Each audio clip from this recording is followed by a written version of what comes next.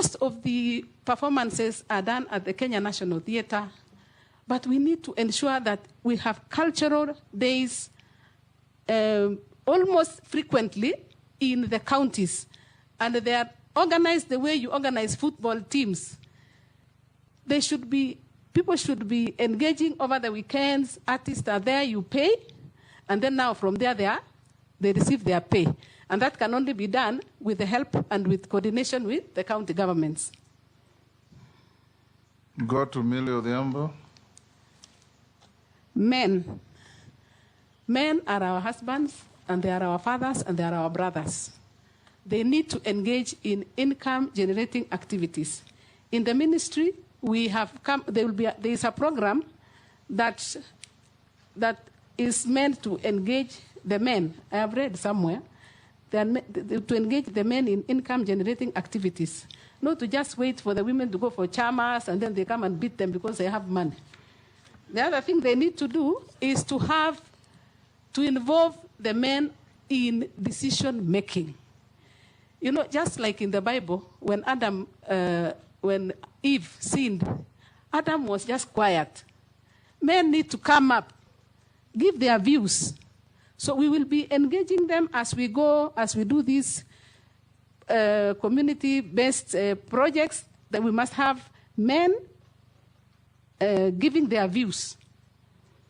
They should also register in cooperative societies, and then they borrow money, develop themselves, and ensure that they teach the boys to work hard from a very early stage. All these problems are coming because of patriarchy, because men believe they are not supposed to do much other than come in the evening and say, "Where is my food?"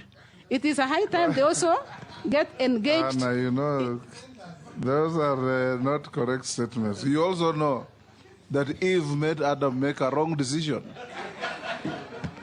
Mr. Speaker, he was quiet. The Bible says he was with her. Eve made Adam make a wrong decision. But answer the question of Millie about...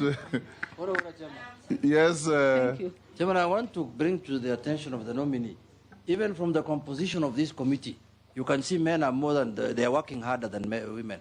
There were more. Secondly, that statement you must withdraw because it's bordering gender-based violence.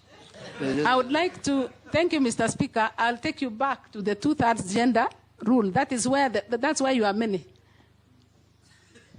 Now, Millie also asked you, in case you find favor and become the minister, you go to West Africa, you see distinctly Nigerian attire, distinctly Ghanaian attire.